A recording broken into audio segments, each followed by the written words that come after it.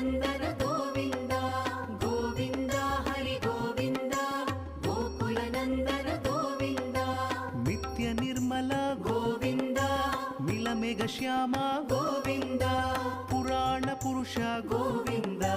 पुण्डरीकाक्ष गोविन्द गोविन्द हरि गोविन्द गोकुलनन्दन गोविन्द गोविन्द हरि गोविन्द गोकुलनन्दन गोविन्द नन्दनन्दन गोविन्द नवनीत चोर